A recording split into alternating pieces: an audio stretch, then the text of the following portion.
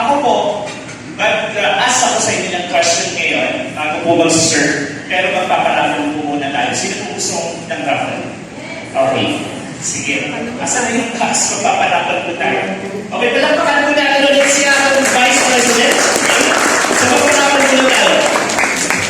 Sir, okay lang po ba yung magparapol? And then, sabay natin yung cellphone, yung mga naka-avail? Okay. So, ayan. Okay? Avail po na natin yung mga naka-work ng cellphone. Ang good news po, ganito po yun. Okay? Hindi po kami pumunta right now dito para sa inyo is para magpa-raffle po ng cellphone. Okay? Or magbigay ng bonus. This is the way po namin ginawa ito. Noong nag-start po ang business dito sa Baguio, nagbuo po kami ng team and inayos po namin ang positioning. Good news, sa mga na gusto po mag-avail ng builder package, that's the time po nagbigay po ang company at ang team po ng cellphones.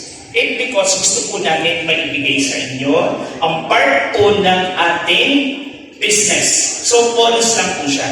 Second, ang pinag-usapan po namin dito, first of all, kung paano tayo makakabuild ng team. Okay? Yung po kasi yung first impression po natin is mag-business po tayo. Okay? Yung po ang pinaka-number one. Kaya nagbigay po kami ng cellphone. So, tatawagin ko po ang ating first stockist po. Palakpakan po natin si Miss Evelyn. Palakpakan po natin. Siya po nakabig po kasi siya ng cellphone. Palakpakan po natin. Award po natin siya. Award po. Magpunta kayo dito. Ayan. Next! Bigyan po natin ang moment stockist natin. Naka-avail po siya ng 5 cellphone. Palakpakan po natin.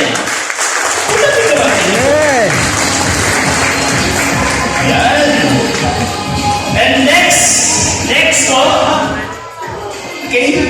Pwede po pa picture po na. Yan. Next po, dito po tayo.